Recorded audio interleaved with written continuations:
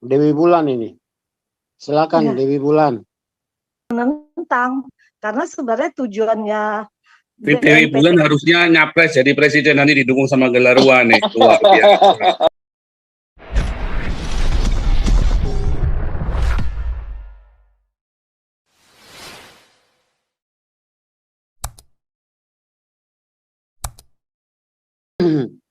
Dewi Bulan ini.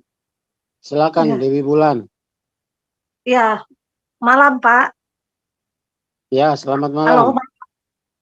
Ya, malam kedengaran ya. Pak suaranya? Kedengaran.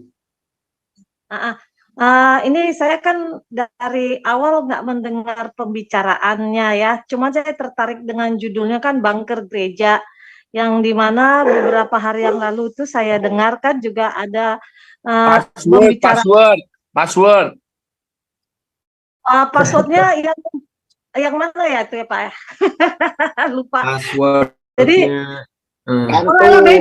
gandu nang katok. Enggak lagi olahraga bebe. Nah, jadi kan Pak, waktu itu ada membahas mengenai masalah BNPT itu gereja disinyalir adalah sarang teroris ya Pak ya.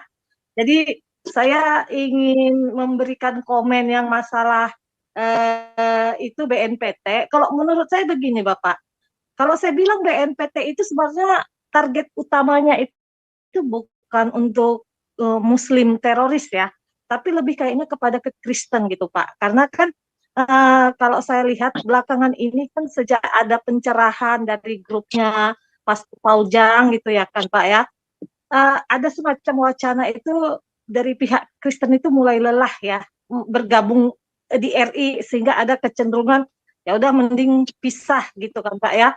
Jadi kalau saya rasa itu yang ditakutkan gitu loh Pak, istilahnya semakin solidaritas wilayah-wilayah non-Muslim ini makin kuat, sehingga ingin keluar dari negara RI gitu kan Pak kan. Jadi semacam untuk mencegah ini, karena kan begini Pak, setahu saya orang Muslim ini mereka kalau setiap pergerakan, pemberontakan itu kan selalu dimulai di masjidnya gitu kan. Maka itu mereka juga berpikir bahwa gereja itu juga perlu diawasi, karena mereka juga tahu bahwa semua pergerakan mereka, revolusi mereka itu dimulai dari masjid. Jadi kalau menurut saya kan Pak, untuk meminimalis teroris Muslim itu kalau menurut saya tujuan kecilnya, tapi tujuan besarnya itu kepada Kristen. Istilahnya mencegah persatuan Kristen ini kuat untuk nanti memisahkan dari RI. Itu kalau saya punya pendapat ya Pak ya. Kemudian yang kedua gini Pak, kalau menurut saya ya, kita kayaknya orang Kristen ini udah capek ya Pak ya, istilahnya bolak-balik, kita itu kan dikadalin terus Pak sama Muslim. Dari awal kalau saya juga mendengar pencerahan dari ini grup ini akan Pak, bahwa kalau saya bisa ambil kesimpulan, memang sebelum merdeka itu kita sebenarnya udah dikadali sama Pak Soekarno dan politisi Muslim, kalau menurut saya ya. Jadi mungkin dulu perwakilan dari wilayah non-Muslim, wilayah Kristen itu istilahnya mau bergabung dengan RI karena yang diangkat itu jargon-jargon saudara serumpun. Jadi saudara serumpun, senasib, istilah kita mendirikan negara yang dimana segala sesuatu keadilan, yang dimana mungkin dalam pikiran perwakilan dari non-Muslim itu adalah siapa saja bisa jadi pemimpin, jadi presiden, gak harus Muslim, itu satu. Kemudian keadilan di dalam beragama dan lain-lain. Mungkin itu dalam pandangan mereka yang menurut saya memang ya Pak ya, Kristen ini kan naif. Saya akui ya, seperti Pastor Paul bilang bahwa Pak Sokrates itu termasuk naif. Memang saya akui, kita Kristen itu kebanyakan naif. Karena kenapa? Karena ajaran kita memang Tuhan Yesus itu nggak pernah mengajarkan kita itu untuk berburuk prasangka kepada orang lain. Kita itu diajarkan itu selalu positive thinking, mengasihi, membangun. Jadi Kristen itu inti ajarannya itu progres, dan selain progres itu adalah supaya kebaikan kita dilihat orang dan orang memuliakan nama Bapa. Itu inti dari ajarannya Tuhan Yesus. Sedangkan Muslim kebalikannya, kalau kita baca Quran itu bisa dikatakan 80% isinya itu adalah ulahnya mereka benci sama kafir, marah-marah sama kafir. Sehingga kalau menurut saya nggak bisa disalahkan mindset mereka itu menganggap karena kita ini adalah kafir, kita layak diperlakukan semena-mena karena kita memang dianggap akan orang terhukum. Jadi orang terhukum. Jadi kalau menurut saya gitu kan Pak, kita ini sebenarnya orang Kristen yang berada di wilayah RI ini ya, maksudnya bukan hanya Kristen, mau dia Buddha, Hindu, selama dia bukan Muslim, kita itu nggak pernah dianggap mereka saudara. Itu kok saya bilang, karena kita berbeda keyakinan. Karena bagi mereka saudara itu yang seiman mereka. Kalau bukan seiman mereka, itu bukan saudara. Kata saudara hanya dipakai hanya untuk dimanfaatkan saat itu berhubungan dengan kepentingan Muslim. Karena kita tahu kan Pak, sejarahnya dulu Indonesia berkelahi dengan Jepang pakai kata Allahu Akbar juga nggak pernah menang-menang. Kita kan tahu sejarahnya kan. Berantem sama Belanda juga nggak pernah menang-menang. Sampai akhirnya kan dibantu oleh negara Barat, baru kita menang. Bahkan setahu saya juga dulu Pak ya, waktu lobby-lobby di internasionalnya ya, supaya Belanda itu mengakui kemerdekaan kita. Kebanyakan yang jago-jagonya kan orang Kristen. Lobby-lobby di internasionalnya kan. Mana Pak Harto, Pak Soekarno, mana Pak Soekarno, mana Pak Hatta yang menjadi presiden dan wakil presiden itu. Ada nggak mereka yang melakukan lobby-lobby? Kan tidak. Amir Syarifuddin yang saya tahu dia juga seorang Kristen. Nah itu jadi di situ saya melihat bahwa kita ini Kristen ini selalu dimanfaatkan, dan bukan hanya Indonesia di zaman penjajahan Belanda aja dimanfaatkan Pak, tapi kalau kita baca sejarahnya juga tentang mereka, memang kan mereka itu selalu memanfaatkan kita Kristen, yang gimana kita dengan bodohnya berkali-kali selalu ketipu terus, nggak kapok-kapok. Memang yang saya akui orang Kristen ini nggak pernah kapok kena tipu. Itu pula yang saya bilang, saya nggak tahu itu kelemahan apa kelebihan kita gitu loh, istilahnya nggak jera-jera kena tipu gitu. Karena kan kita tahu kok berdasarkan sejarahnya juga dulu pengikut nabinya juga pada saat dianiaya, ditindas sama Quraisy, yang menolong itu kan adalah orang Kristen dari Ethiopia.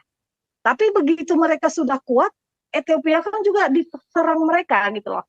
Nah jadi kalau saya lihat Pak, kita ini kan sebenarnya Pak, kalau secara doktrin itu nggak bakalan ketemu antara Kristen sama Muslim. Kita itu mau membangun negara ini untuk sesama. Sedangkan kalau mereka maunya itu kita harus seiman sama mereka, sehingga mereka akan melakukan segala cara untuk melakukan Islamisasi. Sebenarnya nggak masalah kalau mereka melakukan Islamisasi, tapi mereka juga fair memberikan kita juga hak untuk Kristenisasi. Cuman masalahnya kan kalau kita melakukan hal yang sama, kita dipidana. Itu kan. Kedua kan Pak, mereka merampok, istilah gini, mereka mengambil harta-harta, maksudnya sumber-sumber alam dari wilayah-wilayah non-Muslim, tapi apa yang mereka ambil itu mereka gunakan untuk untuk mengislamkan, melakukan Islamisasi. Itu kan nggak fair. Cara itu nggak fair gitu loh. Jadi mereka gunakan sumber-sumber alam dari wilayah-wilayah non-Muslim, yang dimana dengan mereka punya kekuasaan, mereka bisa monopoli itu apa istilahnya ya, sumber alamnya wilayah non Muslim, tapi itu digunakan juga untuk menekan yang non Muslim supaya nanti akhirnya Muslim.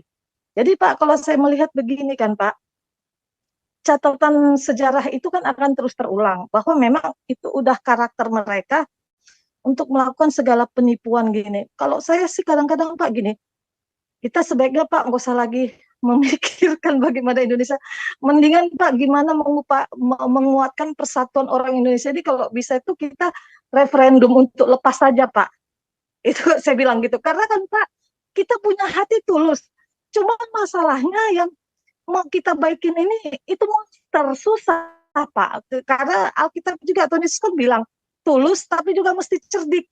Kita memang diincar tulus ya, tapi kita juga harus cerdik kan. Kalau memang situasinya itu kita akan selalu jadi orang dirugikan, ya Tuhan kan bilang ya udah ngapain bersama. Karena ada ayat Alkitab juga Tuhan mengatakan gini, jika kamu masuk ke satu kota, kemudian kota itu menolak kamu, istilahnya kita memberitakan tentang tentang Injil, kemudian ditolak. Tuhan kan bilang, keluar, bukan disuruh Tuhan kita bertahan di situ.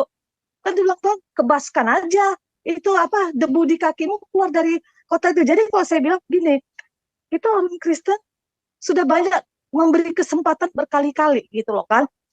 Tapi kan mereka selalu menolak. Jadi kalau udah menolak gitu Pak, mending kita wilayah-wilayah Kristen keluar aja dari NKRI gitu loh. Karena percuma gitu loh.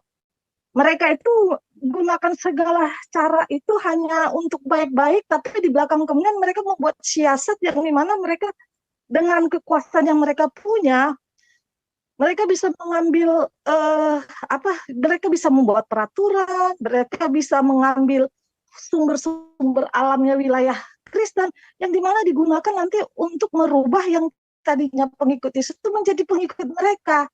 Mereka punya saya bilang ya, kemampuan kansnya itu lebih besar gitu loh Pak. Kalau kita tidak mengajukan referendum, karena istilahnya semakin lama mereka semakin lebih bisa untuk menarik umat. Itu kalau saya bilang ya, kalau udah nanti lebih banyak pengikut mereka kan akhirnya wilayah itu kan jadinya nanti udah nggak mau pisah gitu loh. Itu menurut saya, karena saya melihat ini kita nggak bisa ketemu gitu loh antara Kristen sama Islam gitu loh. Kita ini kayak seperti api ketemu air, kayak terang ketemu gelap, susah. Karena mereka itu di Quran sama hadisnya itu memang diajar itu untuk selalu curiga dan tidak percaya sama orang Kristen gitu loh, orang kafir lah, bukan hanya Kristen, pokoknya orang kafir. Dan diusahakan pokoknya sebagaimana mereka membuat supaya kita itu menjadi satu iman sama mereka. Itu tujuannya mereka. Jadi kalau mereka itu bukan tujuan, ya udah masalah iman itu pribadi, yang penting bagaimana kita sama-sama supaya ini sejahtera apa enggak Pak. Itu bukan, ya itu saya bilang, karena pengajarannya pun udah beda. Kalau mereka itu pokoknya kamu itu harus seiman sama saya, kalau nggak seiman sama saya, ya kamu bukan saudara saya. Ya kalau bukan saudara, ya berarti kita ini sebenarnya Pak, yang non-muslim ini, kita itu adalah budaknya mereka. Itu saya mau bilang terus terang, kita itu adalah budaknya mereka. Saya jujur aja bilang, kita itu bukan saudaranya mereka bagi mereka. Kita adalah budaknya, yang dimana kita itu istilahnya untuk membuat dia kaya, untuk membuat dia makmur, untuk apa kayak gitu. Yang penting kita itu istilahnya bisa dimanfaatkan oleh mereka. Itu menurut saya. Iya. Jadi kalau semacam yang itu Pak, BNPT kalau menurut saya itu PGI harus menentang, karena sebenarnya tujuannya Dewi Bulan harusnya nyapres jadi presiden, nanti didukung sama Gelarua nih, luar biasa. Ini Gelarua mana nih Pak Santi Amar ini boleh dijadikan capres independen nih. Itu Pak, karena kenapa? Karena sebenarnya tujuannya itu bukan untuk mengontrol radikal muslim, bukan kalau saya bilang BNPT itu, tapi lebih kepada targetnya itu ke Kristen. Jadi supaya isu Kristen ini jangan solid gitu loh. Itu menurut saya. Oke. Ibu Dewi Bulan, ini bukan putrinya Al-Usa ini ya? Ya. Ini maksudnya Ibu tadi itu BNPT itu kan untuk menanggulangi teroris. Iya, Pak. Tapi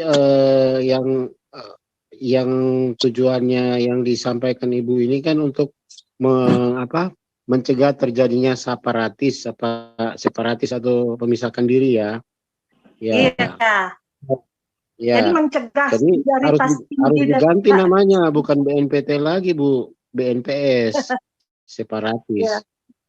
Jadi itu kan Pak, cuma hanya kulitnya saja gitu loh, seakan-akan untuk mencegah radikalisme muslim, itu hanya kulitnya, tapi sebenarnya tujuan sasaran utamanya itu lebih ke kita gitu, ke solidaritas Kristen yang dicegah. Iya. Oke, ini waktunya sudah jam 00.00. Mohon